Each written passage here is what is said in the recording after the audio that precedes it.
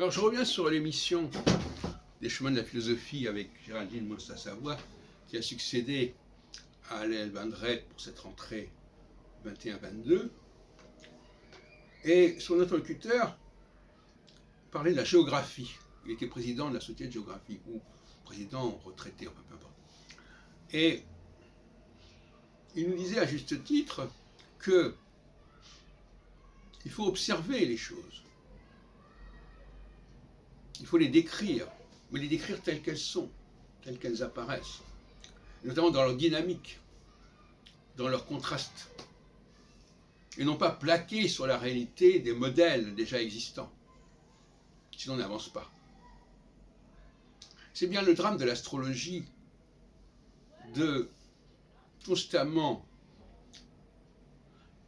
plaquer une tradition astrologique et de ne pas observer le monde réel, ou de ne voir qu'à travers les lunettes du modèle qu'on utilise. Et c'est ce que j'ai évité de faire. Et André Barbeau lui-même, à la suite d'Henri Bouchon et d'autres, peut-être comme Caslan, je ne sais pas, ou Ronski, à savoir qu'il est parti d'un certain nombre de faits qui n'étaient pas au départ astrologiques. La preuve, c'est que tout le monde reconnaissait qu'il existait, qu'il y avait eu une première et une deuxième guerre mondiale. Donc ce n'était pas un fait astrologique. L'astrologie ne doit pas étudier des faits astrologiques. L'astrologie, elle doit montrer qu'il y a une dimension astrologique à des faits que tout le monde peut observer et qui frappent tout le monde. J'écoutais tout à l'heure dans cette émission justement la question du djihadisme.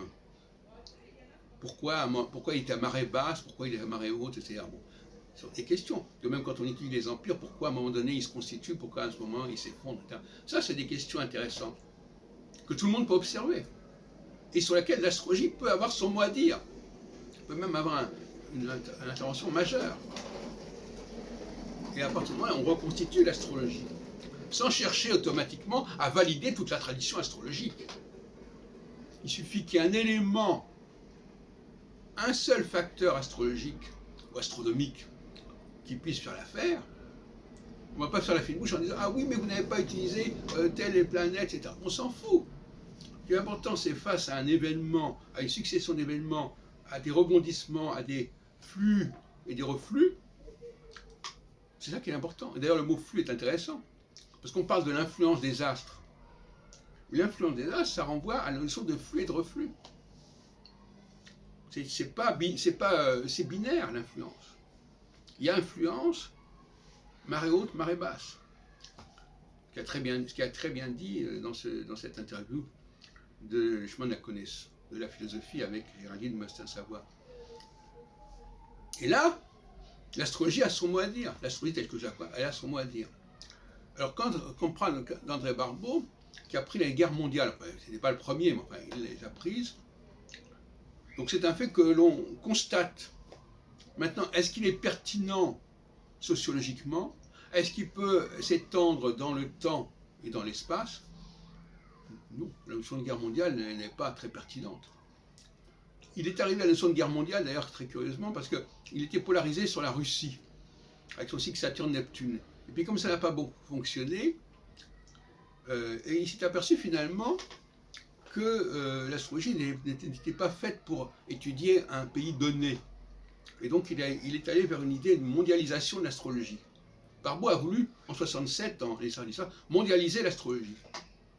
Par réaction avec cette polarisation autour d'un certain parti, d'un certain camp, d'une certaine partie du monde, etc.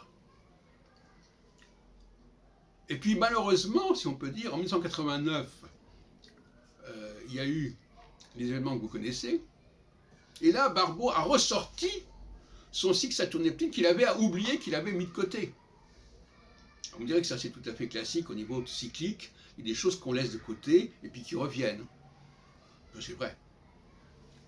Mais il n'empêche que il est revenu à l'idée d'une astrologie qui s'occupe d'un pays donné, alors qu'il était passé pendant une vingtaine d'années, entre 65 et 89, à il avait complètement mis de côté cette histoire-là. Et d'ailleurs, l'avait déçu, puisque en 73, dans le pronostic expérimental d'astrologie, il regrette d'avoir fait des prévisions pour l'année 71 où il y avait une opposition Saturne-Neptune, auquel il avait accordé une importance qui ne correspondait pas à la réalité. Donc, pour revenir à cela, Barbault avait raison de travailler à partir de faits observables et de voir ce qui existait. Et la preuve, c'est qu'effectivement, il n'a pas voulu valider toute l'astrologie pour autant. Il a validé tout un segment très particulier de l'astrologie, qui sont les planètes qui vont de Jupiter à Pluton. Il n'a pas validé le zodiaque, puisqu'il ne tient pas compte des signes zodiacaux où se trouvent ces conjonctions, etc. On est une grave erreur par ailleurs. Et donc, par conséquent, il a fait ce travail de tri et de sélection de la tradition astrologique. Et en ce sens-là, j'en suis l'héritier. Qu'on le veuille ou non, je continue l'œuvre d'André Barbault à ce niveau-là, au niveau de l'astrologie mondiale. Je suis l'héritier de l'astrologie mondiale de Barbault, à telle enseigne d'ailleurs que je m'intéresse toujours à Saturne, sauf que je ne m'intéresse pas à Saturne en conjonction avec Neptune, mais à Saturne en conjonction avec les axes équinoxiaux et solsticiaux, que j'avais déjà exposé en 1976 dans Clé pour l'astrologie. Malheureusement, quand André Barbault a fait un compte-rendu dans l'Astrologue de mon bouquin, il s'est intéressé à des choses totalement secondaires, et il n'a pas pris la mesure de mon travail sur l'étude des cycles des planétaires en rapport avec les équinoxes et le solstice. Il n'y a pas fait référence. Et là, il y avait une occasion manquée.